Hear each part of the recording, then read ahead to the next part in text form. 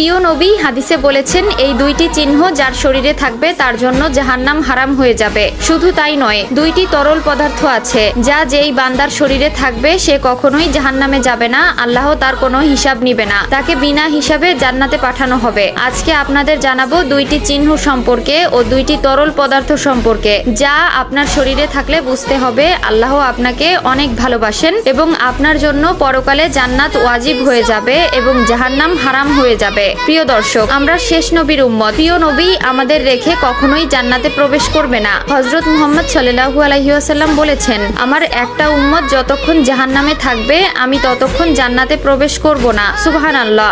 মায়ার নবী আমাদের কত ভালোবাসেন, তাই তিনি তার হাদিস শরীফে বলেছেন দুইটি চিহ্ন সম্পর্কে। এই দুইটি চিহ্ন যাদের শরীরে থাকবে তারা কখনোই জাহান্নামে যাবে না, তাদের আল্লাহ তাআলা বিনা হিসাবে জান্নাতে প্রবেশ করতে দিবেন এবং তার আমলনামা ডান হাতে দিয়ে দিবেন। অবশ্যই ভিডিওটি শেষ পর্যন্ত দেখবেন এবং শেয়ার করে দিবেন। যাদের শরীরে এই দুইটি চিহ্ন আছে অবশ্যই কমেন্ট করে জানাবেন। হয়তো আমরা অনেকেই জানি না আমাদের শরীরে আল্লাহ তাআলা তিল, দাগ অথবা চিহ্ন কেন দিয়েছেন। আল্লাহর প্রত্যেকটা সৃষ্টির একটা রহস্য থাকে, ঠিক তেমনই আমাদের শরীরের প্রত্যেকটা অঙ্গ এমনকি প্রত্যেকটা অংশই আমাদের কোনো না কোনো কাজে অবশ্যই আসবে। তো চলুন আগে জেনে নেই কোন তরল পদার্থ থাকলে আমরা বিনা হিসেবে জান্নাতে যেতে পারবো এবং কোন চিহ্ন দুটি থাকলে আমরা বিনা হিসাবে জান্নাতে যেতে পারবো। সবকিছুই থাকবে আজকের ভিডিওতে, তাই মনোযোগ দিয়ে অবশ্যই ভিডিওটি দেখবেন এবং সকলে ভিডিওটি শেয়ার করতে ভুলবেন না। প্রথম তরল পদার্থ হলো রক্ত।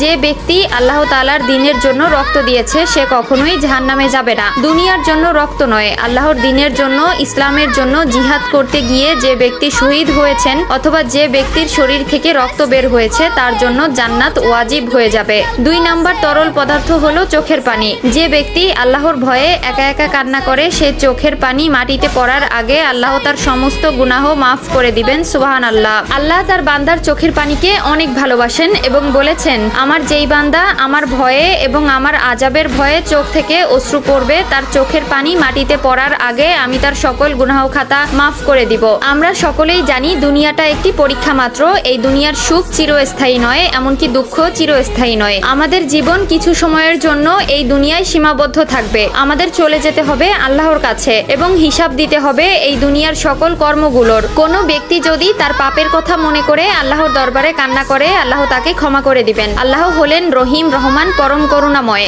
জান্নাতে দুনিয়ার এই দৈহিক কাঠামো থাকবে না। জান্নাতে বিশাল রাজ্যে রাজত্ব করার জন্য জান্নাতি সাজে জান্নাতিবাসীদের দেহ সাজানো হবে। সেখানে নতুন দেহ, নতুন বয়স, নতুন ভাবে মুমিনরা নিজেদের আবিষ্কার করবে। জান্নাতবাসীদের দেহের দৈর্ঘ্য হবে 60 হাত আর মানুষগুলো চিরতরুণ, চিরসবুজ থাকবে। তাদের বয়স হবে 30 থেকে 33 এবং তাদের দাড়ি থাকবে না, শরীরে কোনো পশম থাকবে না।